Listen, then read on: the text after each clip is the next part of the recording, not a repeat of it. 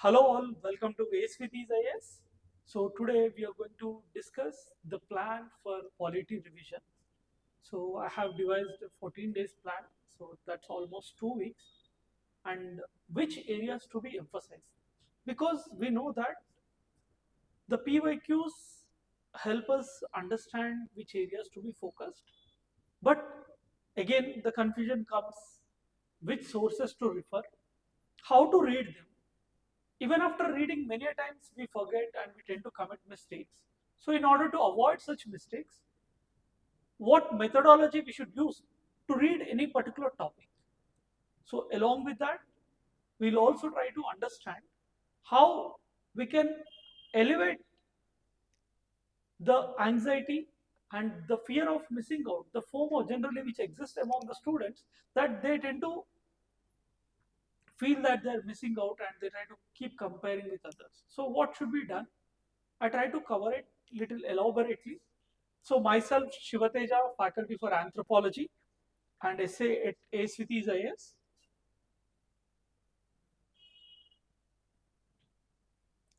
So it's all 14 days plan. And for the first 2 days, any student, see, this is not for a particular kind of student. Anyone can follow this plan, but a prior condition is that at least you might have done your basic reading of polity once. So you know the concepts, what is it? So here, once you give your first reading, now in this revision, on first 2 days, you should focus on building the foundation. Okay, so how to build the foundation? So you should focus on NCRT and previous year questions. And then 3 to 7 days. So from day 3 to day 7, what you have to do is you have to focus on the core topics from Lakshmikant and you have to make your short notes. And then from day 8 to day 14, you should pick up the special topics like and the important areas, and then you have to focus on them. What are the recommended resources? Most important one is NCRT. Why NCRT? Because NCRT is put in a very simple manner. Okay, so anybody can understand. Whoever has some basic knowledge will be able to understand the NCRT books. At the same time, it is self-sufficient. That means the basic concepts are very clearly given and it is comprehensive also. So 11th and 12th grade NCRTs of political science is important. And then Lakshmikant book, which is very famous, we all know that. Then PYQs. These are the three sources that you should look up for polity. And next, what mistakes you should avoid. See, generally what we do is that we plan over ambitiously, and when we fail to achieve our plans, then we tend to regret it. So having over ambitious plan and trying to cram lot of things in a short span of time will only lead to disappointment at the end. So in order to avoid that, just keep plans realistic, don't be over ambitious, and next, don't try to revise all the things at one go. It's not possible. If you are trying to read in 70 hours, 60 hours, keeping the target, continuous 12 hours revision, if you do like that, you're not going to have the expected outcome. So things have to be analyzed, internalized, so you will be having better recall when you internalize things. And most of the time students don't focus on conceptual understanding and they directly go for the memorization part. So without conceptual understanding, memorization doesn't work in UPSC. So how you should build your foundation? In 9th and 10th class NCRTs, you can focus on chapters democracy, constitutional design, and political institutions. So on the day one, you can do this. See, this plan involves some 2.5 to 3.5 hours, depending upon the IQ of the students. They can finish this plan in 2.5 to 3.5 hours. But somebody who is doing at a stretch for complete 7 hours a day, so then they can reduce the number of days for preparing polity as well. Second, on the day two, you should focus on the Indian Constitution at Work, class 11th NCRT. And in this, the chapters Constitution at Work and Philosophy are very important, because you know the terms are asked in the UPSC, and for those terms they ask what is the meaning of it, and the options, if you look at, they are very confusing. So in order to avoid confusion in those terminology, especially with respect to polity, so like social capital, what is social capital, what is constitutionalism, what is judicial overreach. So if you have to have clear understanding, then these NCRTs are inevitable. So focus on them, and especially Constitution at Work and its philosophy. This area is important within 11th class NCRT. So always keep your PYQs with you. Whenever you are reading something, your PYQs should be on your table. And which topic you are reading, first skim through the PYQs, then read it, read the topic, then again go through the PYQs. So this helps you have strong foundation. Next, the importance of NCRTs, I have already told you, it's easy to understand and it's self-sufficient. Next, how to study effectively. Whatever you are reading from NCRTs, how do you make it effective? First thing, you have to highlight what you are reading. Then understand the concepts and make notes of it. So once you highlight, understand the concept, then try to solve questions on it. I told you, right? First skim through PYQs, then read, then again solve the questions. That will bring you clarity in your concepts and help you recall all the important points. So for quick revision in next round, you can highlight the key terms. Okay. So then on day 3 and day 4, you can go for covering topics from Lakshmikant. So one day you can keep it for philosophy, basics, and then fundamental rights, GPSPs. So on one day you can cover this, and or if somebody is doing 2 sessions in a day, 3 hours slot or 3 hour session, so then they can do it in single day. Okay, so on the next day you can have fundamental duties, amendments, and basic structure doctrine. Once you finish this, then you have to get to the institutions.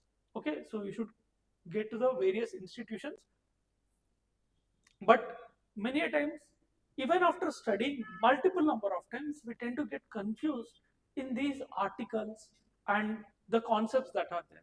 So in order to avoid such confusion, what you can do is that you can create visual learning. Okay, so you can use images to remember, or you can compare article 19 versus article 21, what is article 14, what is martial law. So like this you can do comparative study, the difference between martial law and emergency. So when you study in comparative sense, you'll have a better focus, right? So use these things like maps, and at the same time visual learning, comparative analysis, so flow charts, these will help you in remembering things. And the next day you can go for the institutions or constitutional offices. So on parliament, president and vice president, then you have governor, legislature and ministers, and then state emergency provisions and center state relations. You also have panchayat raj and local governance. Okay, so judiciary, these all things you should study in 2 to 3 days. And here while reading, one thing you have to keep in mind is that I told you before, do a comparative study. So president and governor, parliament and the state assembly and legislative council. So comparing Rajya Sabha with legislative council, comparing speaker of the Lok Sabha with the members or speakers of the legislative assembly. So in this manner, you can do a comparative study. This will help you remember better. At the same time, you won't get confused when the questions are asked in comparative sense. What they'll try to do, they'll try to replace state with the center, center with the state, and they'll try to confuse you. If you're reading it that way only, so you'll be very comfortable solving such questions. Okay, so you have to study it in a comparative sense, and these are very important topics of the polity. Okay, so as I said, analyze what are the differences, and always after every topic you have to do PYQs. First skim through the PYQs, then read the subject, and then again come and solve the PYQs. Along with that, keep yourself updated with the current affairs, because current affairs are very important. So what are the current affairs that are coming from these topics? Okay, so with respect to fundamental rights, with respect to judiciary, there are many judgments that have come, and with respect to what do you call, anti-defection law. Okay, so there have been, with respect to formation of government, who has the powers. So much of stuff is going with respect to political organizations, and those things you have to focus in your current affairs. So for efficient revision, you can make flowchart and emphasize on the key concepts. Just try to put things in a small paper so that you can revise again and again. Next, constitutional and non-constitutional bodies. See, don't try to go deep into the concepts regarding these constitutional, non-constitutional bodies. Just take a table and try to see the comparative study when they are appointed, whether constitutional body, non-constitutional body. So what is the basis of it, who is heading it, how many members are there. So these things you can look at, and what are their powers, functions. That would be sufficient for prelims. You will be easily able to identify. Don't try to read too much about these things. And special provisions for states. See, here I want to emphasize that scheduled tribes are very important, and tribal related constitutional provisions, which you have 5th schedule, 6th schedule, and you also have various financial grants for the northeastern states. So Forest Rights Act, so some legislative provisions, Forest Rights Act, PISA Act, Panchayati Raj extension for scheduled areas. So those acts you have to focus, because every year compulsory you will be having 1 to 2 questions from this area. So don't ignore it. Okay. So at the same time, northeastern states, I already told you the special provisions are made. So those things you have to focus. And Article 370, that has been continuously in use for almost 3 years or so. So in the last 2 to 3 days, what you can do is that you can focus on your revision and backlogs, whatever that is left. If somebody is doing 2 sessions a day, they can cover in 7 days. So that means first 3 days they can complete, and next 3 days they can revise. And those who are doing it for 2 weeks, so then they can follow this schedule as it is. So here day 1 means it's a one slot of study of 2.5 to 3 hours. Right. So here you can revise, make short notes, and complete the pending topics. And here the most important thing is that I told you, after reading any topic, you have to practice the PYQs. So along with PYQs, you should take real-time examination. Sit in a real-time environment and try to write in a UPSC simulation environment, that 1 to 2 hours, whatever it may be. So you spend and you try to take the test. So then you'll get to know that are you able to deal the things in the same manner that you do in your comfort space. So that you have to cross check. So this will enable you to identify what kind of mistakes. If you are taking mock tests, what happens? PYQs, you'll learn. Okay, from PYQs, you'll try to understand, okay, what are the important areas and which concepts you are lacking. From mock tests, along with learning what you don't know, you will get to know what kind of mistakes are you committing. So the mistakes can be time management, so you may not manage the time properly. Second, bubbling errors. So while filling the OMR sheet, you might commit some errors, or you may do silly mistakes.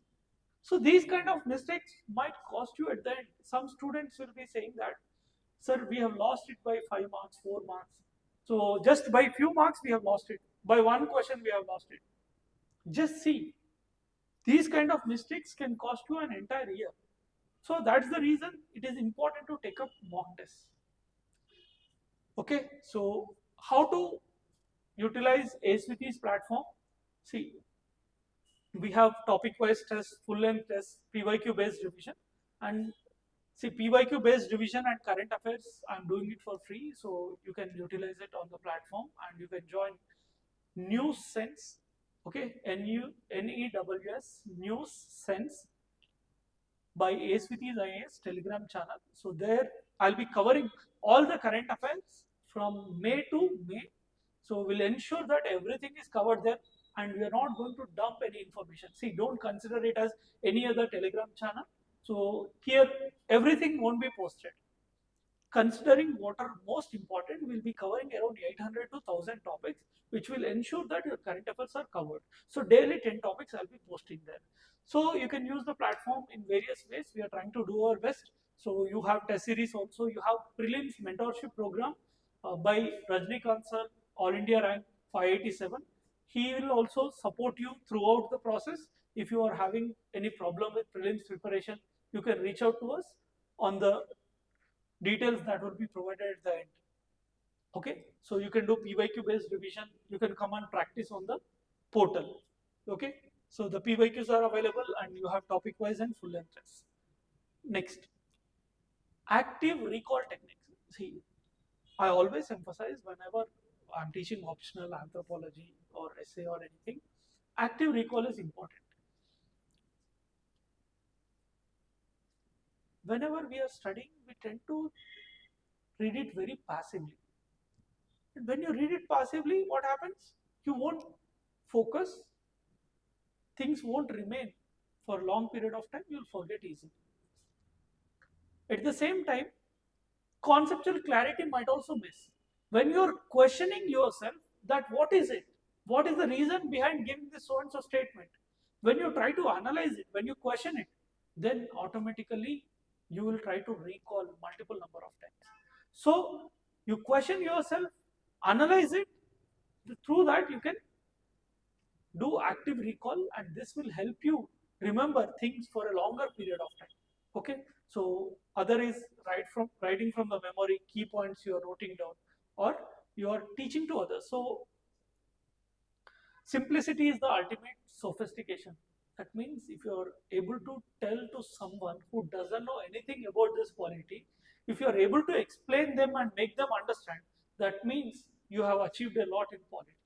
So which topics you feel difficult, which topics you feel you didn't understand, you learn it, and to ensure that you have clarity, you explain it to someone who don't know it.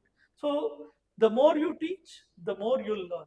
Okay, so knowledge sharing is not dangerous, and knowledge sharing is going to help you in return. And I told you, right, you should keep yourself updated with the current affairs and connect with the core topics, whatever that is there. You have to analyze regularly what are the implications of the news.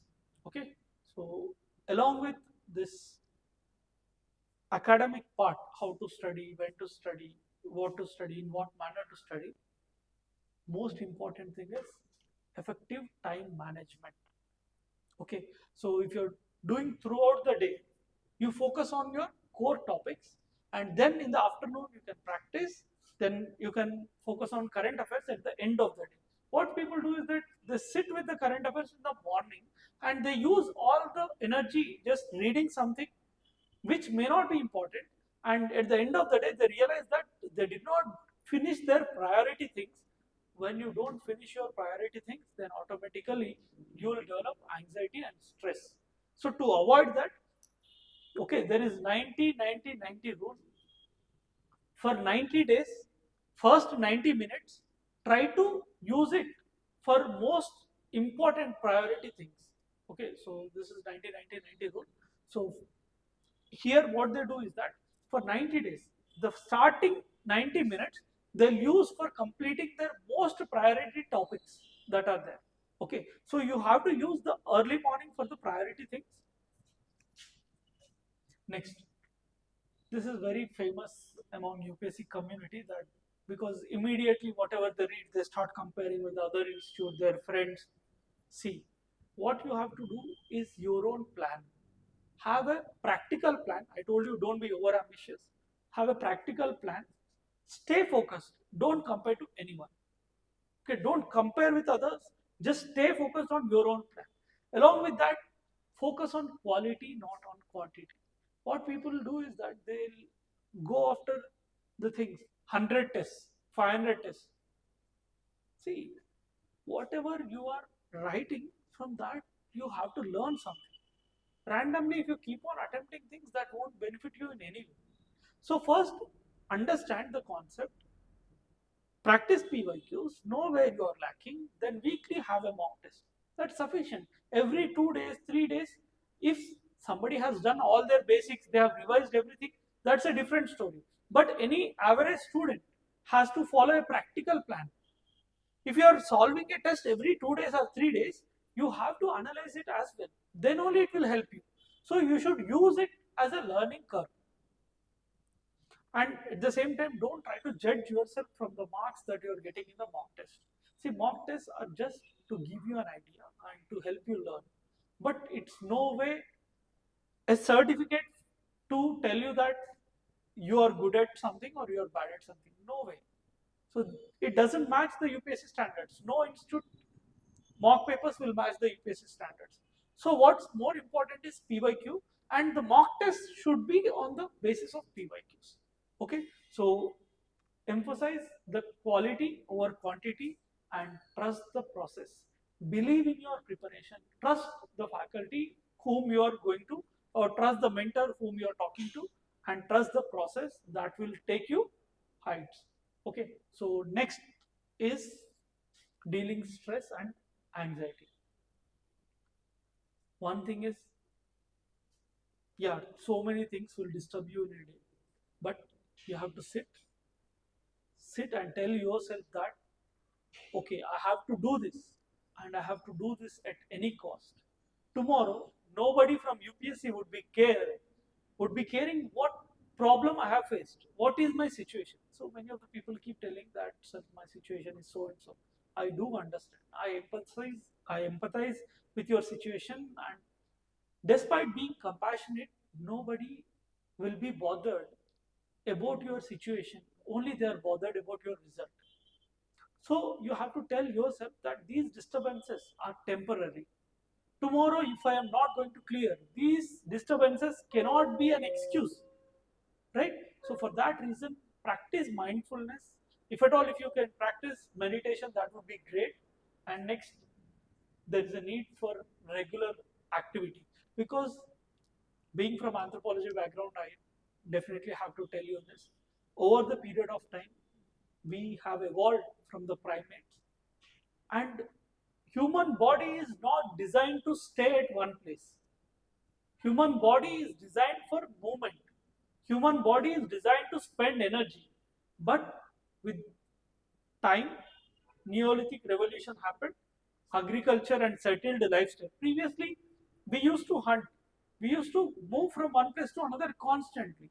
So we are designed for that. Now, to change it rapidly, okay, so this revolution, Neolithic revolution, see, if the change is happening gradually, that is evolution. But if it is happening suddenly, that is why we call it revolution, right? So this Neolithic revolution has created sedentary settlements, and within the short span of time, so many changes happened. So culturally, so many changes happened, but physically, we did not change much. So we are not able to adapt to the lifestyle that is there. So there is a need for regular exercise. We are not made to sit. So definitely take a walk every time, every 1 hour, every 20 minutes or 30 minutes, you have to take a walk. So 20-30 minutes would be a disturbance in UPSC. So for others, it may work, but at least for 1 hour, take a walk for 2 to 3 minutes, not more than that. So that will help you increase your focus. And next, sleep and health. See, if you are not having adequate rest, your health is going to impact. Once your health is impacted, your schedule is going to be ruined. So once your schedule is ruined, you will come under stress and anxiety, and the exam is gone. So don't compromise on your health. You may study half an hour less or 1 hour less, it's okay. But what's important is that having adequate and enough rest in a day, and try to have nutritious food. Don't eat poha throughout the day, because poha doesn't give you all the nutrition. People think that by consuming the things that are there in a easily available manner or quick made things, like you can fastly cook Maggi in 2 minutes, instant noodles, those things are not going to give you enough nutrition, because this is a machine, and this machine needs the required nutrition, and if you're not providing it with it, Obviously, you know what happens to a machine that's working outside. You take a bike or a car. If you're not doing servicing regularly and if you're not putting the oil regularly, what happens? The parts get damaged. In the similar manner, if you're not delivering the micronutrition that is there, and if you're only giving carbs or proteins alone, obviously you're, and if you are expecting by doing that, if you are expecting your brain to remember everything or memorize everything, then that's far from reality. Okay, so importance of revision will help you in active recall. And see, once you are done with this, don't keep your polity aside for 2 months. There is a need for spaced repetitions. So after 1 week or 10 days, spend 1.5 hour and try to quickly skim through what all you have read. So spaced repetition is very important. Active recall you have to do, and then continuous learning. So these things will help you deal properly. Okay, so you can use the technology for that as well. So group study sometimes will benefit, sometimes it's dangerous. So just use it for doubt clarification and for motivation boosting, not for the negative gossips. And identify what are your strengths, address your weakness, and study materials have to be wisely chosen. I already told you the resources for quality, but I'm telling you for other syllabus topics also. So study materials has to be wisely chosen.